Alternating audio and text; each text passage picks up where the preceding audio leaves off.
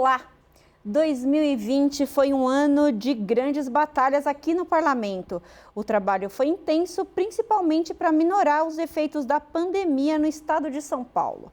Mas quais as perspectivas para 2021? Para fazer uma análise conosco, recebo nos estúdios da Rede Alesp o deputado estadual Paulo Fiorilo, do PT. Seja muito bem-vindo, deputado. Eu que agradeço o convite, estou à disposição. Deputado, depois de toda a dificuldade imposta pela pandemia em 2020, e depois da chegada da segunda onda da Covid aqui no estado de São Paulo, é possível que a gente tenha necessidade de mais recursos. Qual que é a perspectiva para 2021? Então, não é uma boa perspectiva, por vários motivos. Entre eles, a suspensão, por exemplo, do auxílio que o governo federal destinou no ano passado. Esse ano a gente não vai ter. O aumento do desemprego é um outro fator gravíssimo e o aumento da miséria, da vulnerabilidade da sociedade. A gente está vivendo uma segunda onda que é muito mais contagiosa em função de uma nova cepa. Nós estamos assistindo de forma perplexa o que está acontecendo no norte do país, mas não é só lá. Aqui a gente já teve situações parecidas no litoral, teve casos de falta de oxigênio, que é preciso apurar, o prefeito negou, mas a gente precisa saber se ocorreu ou não.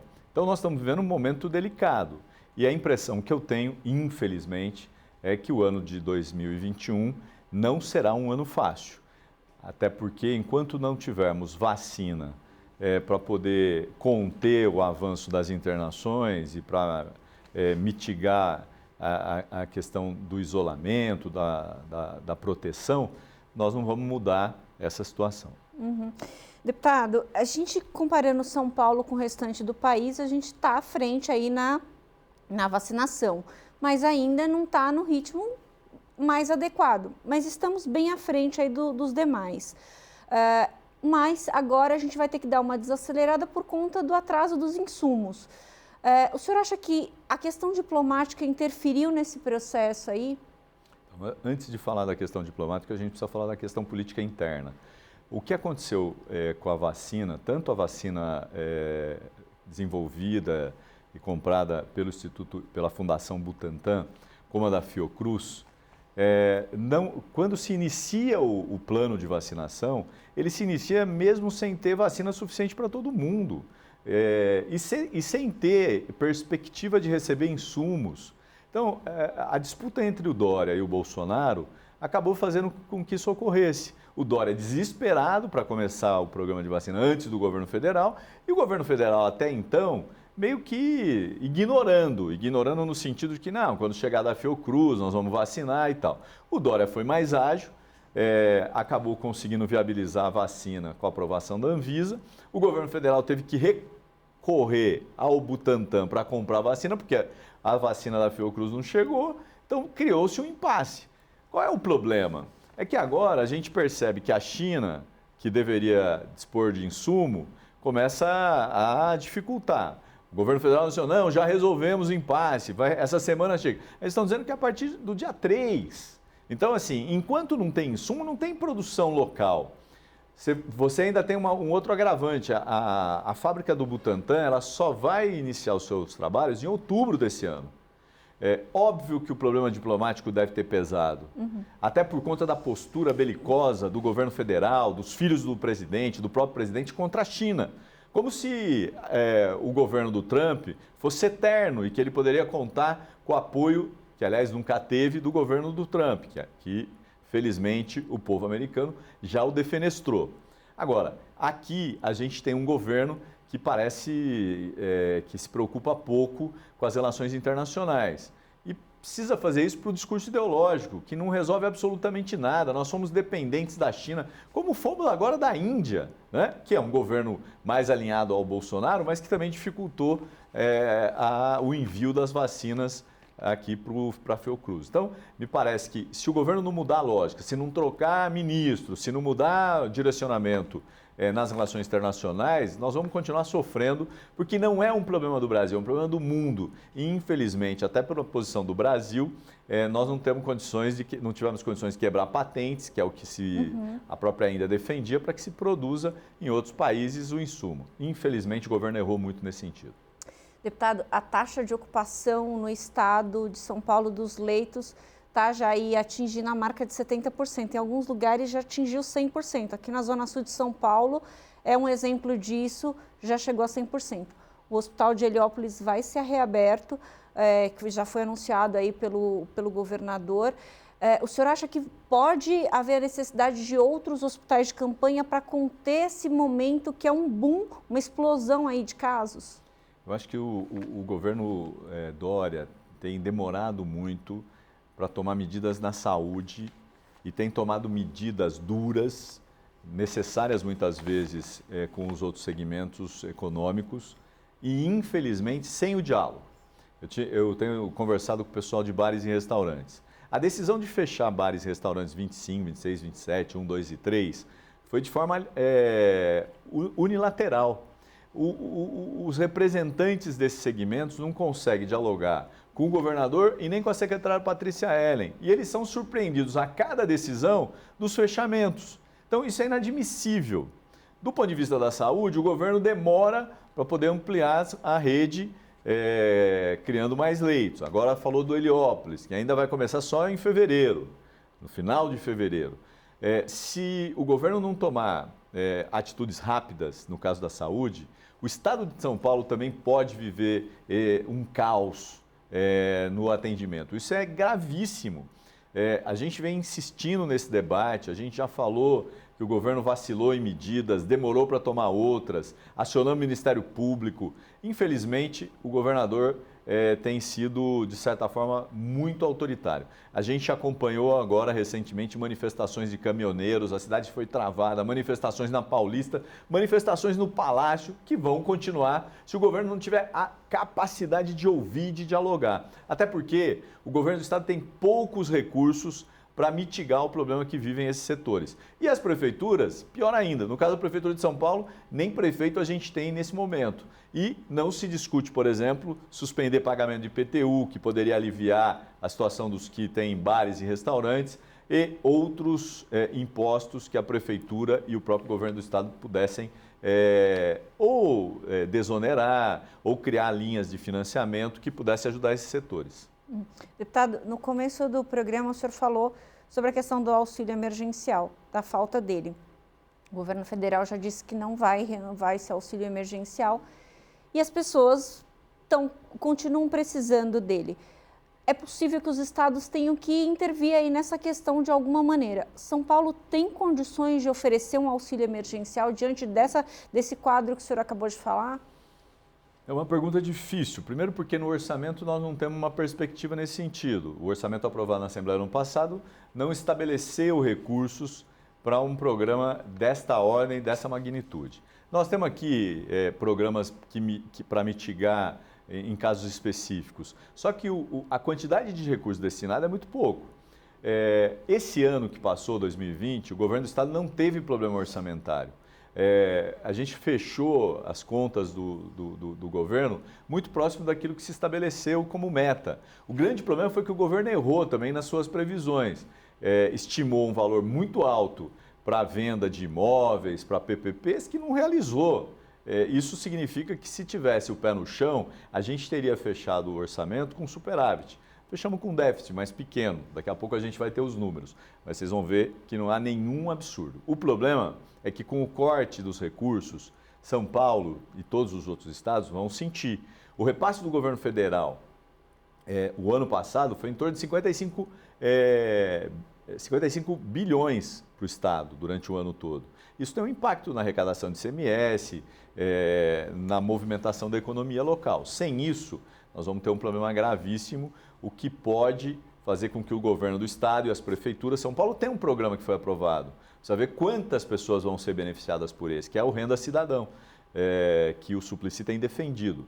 Não foi do jeito que ele queria, não foi do jeito que o PT defende, mas é uma forma de mitigar. O Estado precisa pensar nisso. A Assembleia pode fazer isso? Pode. Pode no retorno agora de fevereiro, a partir da análise dos números do orçamento, daquilo que vai ser arrecadado, quem sabe criar uma linha para ajudar esses. O problema é que o Estado não emite moedas, diferente do governo federal, que emite e que, portanto, teria uma possibilidade maior. Mas o Paulo Guedes e o Bolsonaro já disseram que não é possível manter esse auxílio emergencial, o que eu acho um grande erro, principalmente nesse próximo período. Quando nós tivermos uma quantidade enorme de pessoas vacinadas, naturalmente a economia volta a se movimentar e a gente volta a equilibrar a situação das prefeituras, dos governos do Estado e do governo federal. E é só observar o que está acontecendo em Israel. Israel diminuiu o número de pessoas sendo internadas. Por quê? Porque eles estão vacinando e estão vacinando muita gente. É bom até a gente observar, né, deputado, algumas pessoas criticam o auxílio emergencial, falando que é um dinheiro que sai do governo, é um dinheiro do meu imposto que sai, mas na verdade é um dinheiro que movimenta a economia. As pessoas não querem esse dinheiro para colocar debaixo do colchão, querem para comprar comida, né? A gente percebeu que esse auxílio fez com que segmentos que podiam estar estagnados se mantivessem. Por exemplo, construção civil. Muita gente em casa, com a pandemia, aproveitou o auxílio para comprar material de construção para reformar suas casas, ou para ampliar um cômodo, ou para cobrir uma garagem, assim por diante. Do mesmo jeito o comércio. Quando você tem um dinheiro injetado no comércio local, você vai continuar fazendo com que a economia gire. Agora, quando você tira esse recurso e da forma como está sendo retirada, tudo bem, eram 600, passou a ser 300, mas podia ter uma alternativa para a pessoa ter pelo menos uma renda que garantisse a alimentação, porque ela não vai conseguir garantir tudo, nem com 300, nem com 600. A alimentação também foi um setor Claro, muito aquecido. Deputado, 2020 a casa atuou com muita celeridade para mitigar a pandemia, para colocar as pautas aí que eram necessárias para mitigar a pandemia. E esse foi um momento muito importante aqui, porque tiveram muitas decisões significativas, até exemplares para outras assembleias. Com a chegada da segunda onda, o senhor acha que é possível que alguns desses projetos que foram colocados para mitigar a pandemia em 2020 voltem à pauta em 2021? Acho que sim. Acho que a Assembleia tomou medidas exemplares, mas que infelizmente não foram seguidas, nem pelo Poder Executivo, nem pelo Poder Judiciário. Por exemplo, a Assembleia reduziu o salário dos deputados em 30%, não conseguiu reduzir o salário dos funcionários, porque era um erro.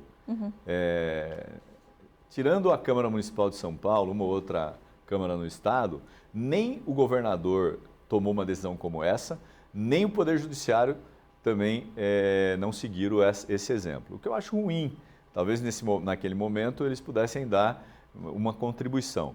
E não teve jeito. Acho que agora a Assembleia tem o papel de rediscutir medidas ou de propor novas medidas, como por exemplo essa, da criação de um programa emergencial, aprovando alternativas orçamentárias, buscando recurso onde é possível buscar para propor programas como esse. Eu vou dar um exemplo, que aliás é polêmico, fruto de uma fake news desde o ano passado, esse ano de novo. A ideia de aumentar a alíquota do ITCMD, que é o Imposto de Transmissão de Bens, no caso de morte. Isso virou uma baita de uma fake news, porque aqueles que são contra, disseram que queriam tirar mais dinheiro, em especial nesse momento de morte. A gente quer tirar dinheiro dos bilionários, não dos pobres. Ao contrário, dos pobres a gente propôs aumentar a isenção. Agora o governador vai mandar um projeto de ITCMD para a Assembleia esse ano. E possivelmente o projeto do governador não vai isentar pobre, vai cobrar também dos pobres. E nós estamos propondo aumentar a alíquota dos bilionários e reduzir a alíquota dos pobres. Essa é a grande diferença e que poderia ajudar o Caixa do Estado a ter recursos para programas como esses. Deputado, a perspectiva, eu recentemente entrevistei o Dr. Marcos Boulos, do Centro de Contingenciamento do Coronavírus, e ele falou que a perspectiva é que a população esteja imunizada com 2 doses até meados de outubro. Esse é o plano que eles têm. Até lá, a gente tem aí consequências econômicas para tratar no meio do caminho. A gente não pode deixar de de falar sobre isso.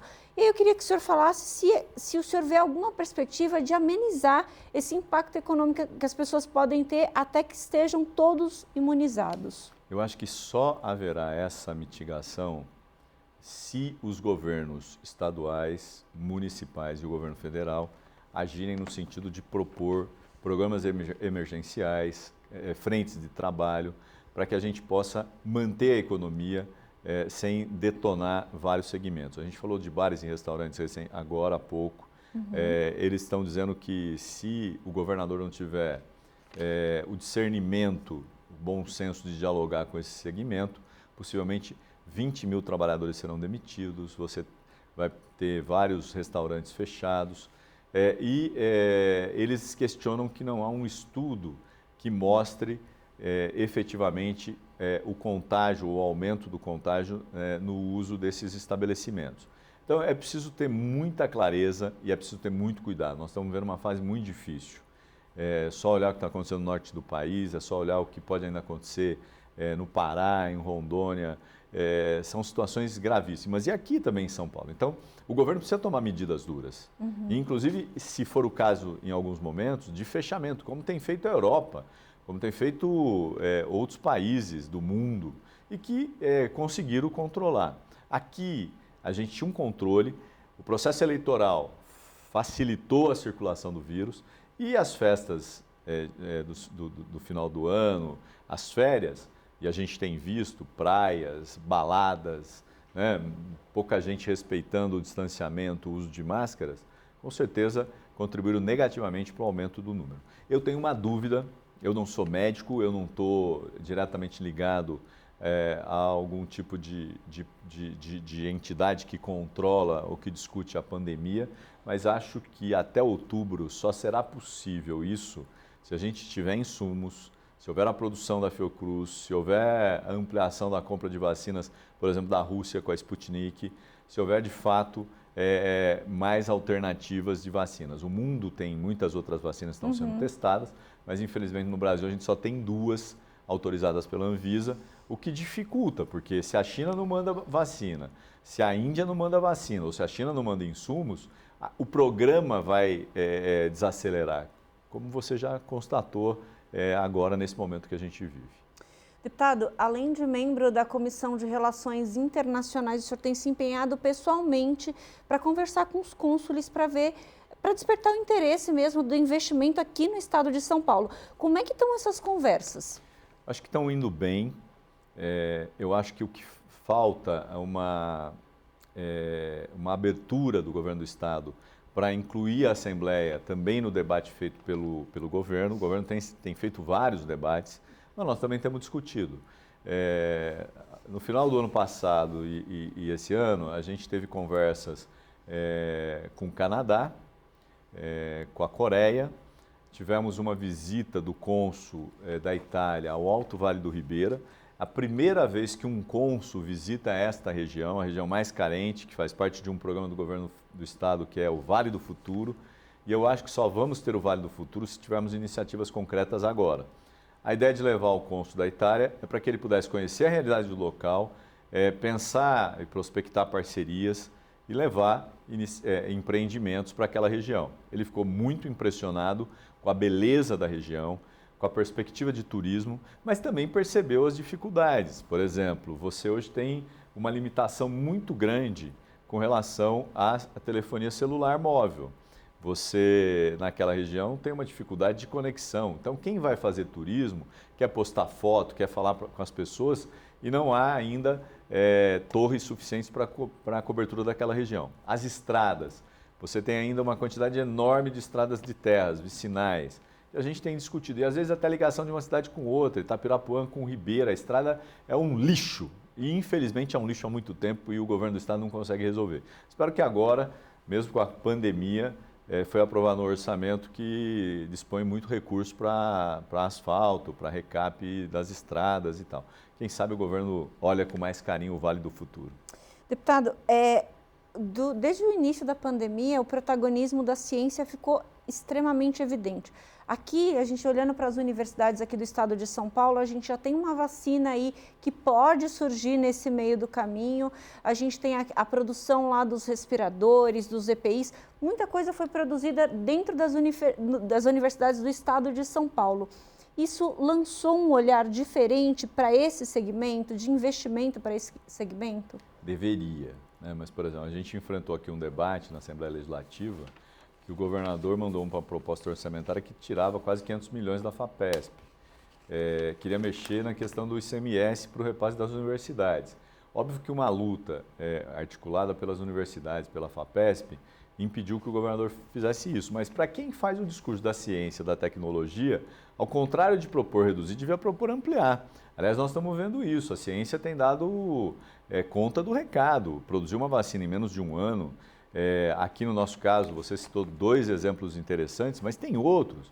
O Butantan desenvolveu um remédio para uso nasal que ainda não foi atestado pela Anvisa, que poderia ajudar na diminuição de casos do coronavírus, mas ainda não está testado. Uhum. Você tem outras iniciativas, como a própria vacina aqui, que podem contribuir muito. Agora, infelizmente, a postura do governador de São Paulo não foi da valorização do ponto de vista de recursos. E se olharmos o que o governador tem feito, no caso de extinguir empresas, no caso de juntar empresas, de propor parcerias, na realidade, na prática, a preocupação com a ciência e com a tecnologia passa ao largo.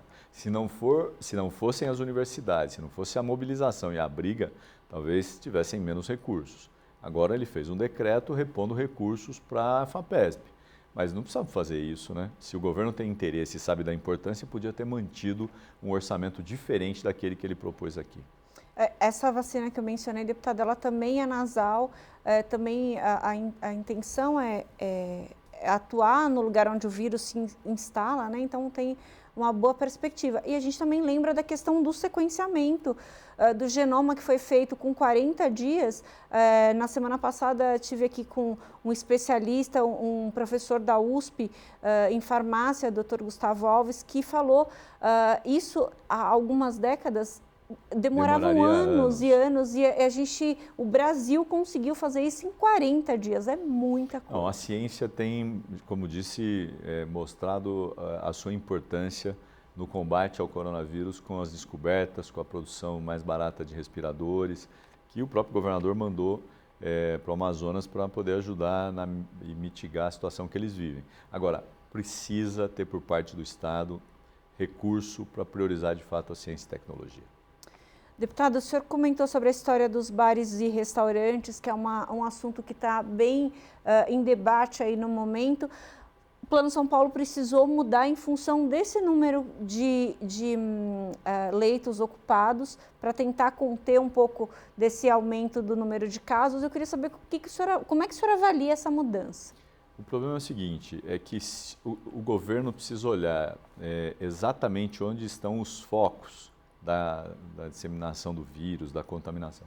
E isso é impossível, porque o Brasil não tem um plano de testagem amplo, massivo, que pudesse identificar onde o vírus circula com mais intensidade e propor ali medidas de isolamento, lockdown, coisas que pudessem impedir que o vírus circulasse de forma tão agressiva.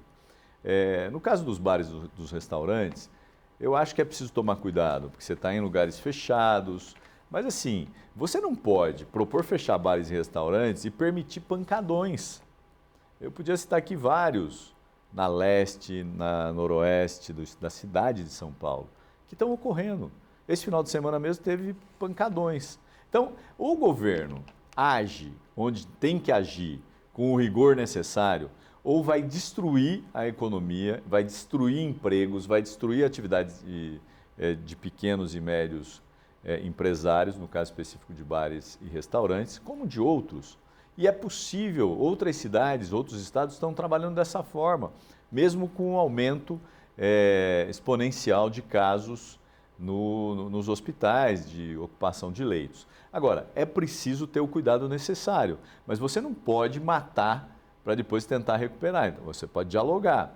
Então, você diminui IPTU, amplia algum benefício no ICMS. São coisas que poderiam ser feitas para setores mais frágeis. O governo aprovou aqui o fim de desoneração para vários segmentos. E agora, teve que voltar atrás. Isso mostra a incompetência do governo. E voltou atrás nos grandes setores. Voltou atrás naqueles que pressionam. A gente teve o problema do IPVA para pessoas com deficiência. O MP entrou, ganhou uma liminar, mas eu tenho certeza que pode ser cassada em breve. Agora, quem são esses? São os indivíduos que mais precisam, fragilizados, não têm organização e força como tem o agronegócio ou a indústria farmacêutica. Deputado, os médicos e cientistas, aí falando um pouco da vacina, um pouco mais da vacina, os médicos e cientistas buscam uma cobertura de vacinação de em torno de 75%. Isso vai variar de acordo com a vacina. A Coronavac um pouco mais do que outras em função da eficácia. Só que o obstáculo é o movimento negacionista que fica criando várias situações aí difíceis, várias teorias conspiratórias contra a vacina. A cidade de São Paulo soltou um decreto na semana passada, acho que na semana passada mesmo, do qual as crianças teriam que mostrar o comprovante de vacinação para fazer a matrícula. O senhor acha que essas medidas desse tipo, que forçam de alguma forma a ter toda a caderneta, não só da Covid, mas toda a caderneta em dia, são importantes para combater esse negacionismo e alcançar esses tão sonhados 75%? Então, eu acho que toda medida é importante. O problema é que se o governo não se comunicar bem, e infelizmente o Dória não fez isso na disputa da vacina chinesa, da Coronavac, porque não teve a coragem de dizer na coletiva qual era o alcance da vacina naquele momento. Preferiu dar dados parciais. Isso criou uma situação difícil, principalmente para aqueles que defendem a vacina. E favoreceu os negacionistas. O próprio presidente fez chacota da vacina sem ter certeza do que estava falando, até porque com o resultado da vacina é possível sim a vacinação e é possível sim a proteção, é só olhar o que está acontecendo. O que eu considero? É preciso ter campanhas que esclareçam as pessoas, mas em determinados momentos é preciso também ter medidas duras que obriguem as pessoas a levarem a caderneta, terem vacinação para viajar, para colocar o filho na escola e assim por diante. Isso ajuda, mas eu não acho que é esse o único instrumento. Eu acho que é preciso ter um instrumento de conscientização. E para isso é preciso combater os negacionistas, não tem outro jeito. Deputada, eu queria muito agradecer a sua participação, a sua disponibilidade de falar conosco. Semana que vem o plenário volta da Assembleia Legislativa e vamos para um 2021 que eu acho que vai ser intenso. A minha aposta é que vai ser intenso. Eu não tenho dúvida de que será intenso. Aliás, até porque nós teremos temas econômicos, sociais, internos, né, aqui da casa, que farão parte da pauta logo no início do ano legislativo, que começa agora no início de fevereiro. E nós vamos estar à disposição para esse debate e para ajudar o Estado de São Paulo. Muito obrigada, deputado. Esse foi mais um Alesp Cidadania. A gente falou da perspectiva para 2021 aqui no Parlamento Paulista. Muito obrigada pela sua companhia. Você fica agora com a programação da Rede Alesp. Você pode rever esse programa e outros programas da Rede Alesp nas nossas redes sociais. Até mais!